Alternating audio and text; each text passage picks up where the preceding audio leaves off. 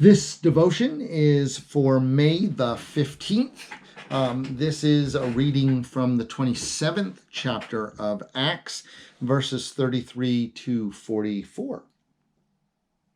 Just before daybreak, Paul urged all of them to take some food, saying, "Today is the 14th day that you have been in suspense and remaining without food, having eaten nothing. Therefore, I urge you to take some food. For it you will need to survive, for none of you will lose a hair from your heads." After he had said this, he took bread, and giving thanks to God in the presence of all, he broke it and began to eat. Then all of them were encouraged and took food for themselves. After they had satisfied their hunger, they lightened the ship by throwing the wheat into the sea. In the morning they did not recognize the land, but they noticed a bay with a beach on which they planned to run the ship ashore if they could. So they cast off the anchors and left them in the sea. At the same time, they loosened the ropes and tied the steering oars, and then hoisted the foresail to the wind. They made for the beach. But striking a reef, they ran the ship aground. A bow stuck and remained immovable, but the stern was being broken by the force of the waves. The soldiers' plan was to kill the prisoners so that none might swim away and escape, but the centurion, wishing to save Paul, kept them from carrying out their plan. He ordered those who could swim to jump overboard first and make for land, and the rest to follow, some on planks and others on pieces of the ship. And so it was that all were brought safely to land. So in this piece of Acts, and actually we're towards the real end of Acts, we see Paul here, the writer of the epistles, Romans and Corinthians and Ephesians, etc. He's on a long journey in the Mediterranean Sea. Now they're sailing in the Mediterranean Sea in a very stormy time. Now, that wasn't all that odd in the Mediterranean, but it happened. Paul, in this case, was a prisoner. He was heading to Rome to plead his case. The ship, as I said, was in nasty weather. And after weeks of being in this weather, and pretty much they didn't eat, they had lightened their load, Paul encourages them to eat.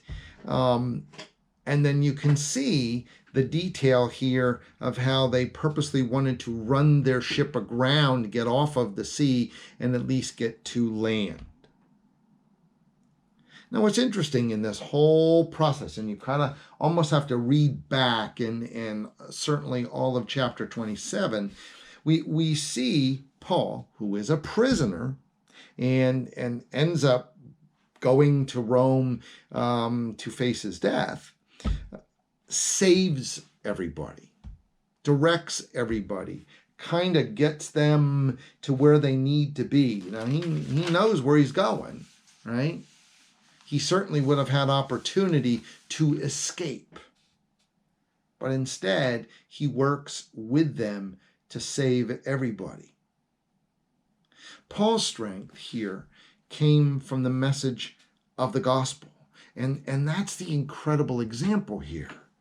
Right? That Paul, living out his faith, did what was right and not what in this case was going to save his life, but what he felt God wanted him to do. That's how Paul lived his life after conversion. That's how he can set this example for us. Right? Because certainly Paul's life was not all, if you will, peaches and cream. But because of his faith, he found contentment, he found peace, he found joy.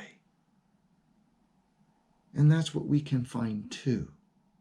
Especially in the middle of a pandemic, and especially in the middle of all of that. That's the good news. That's the message here. That in the middle of all this, Paul was able to be peaceful and follow the word of God.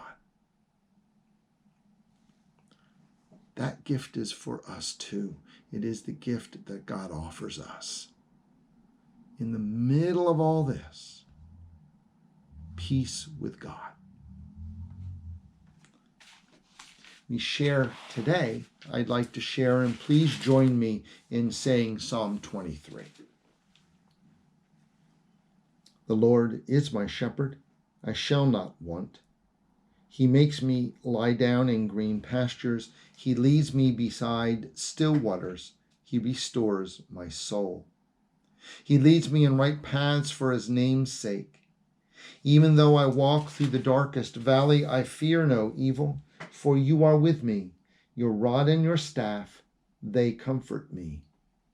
You prepare a table before me in the presence of my enemies. You anoint my head with oil. My cup overflows.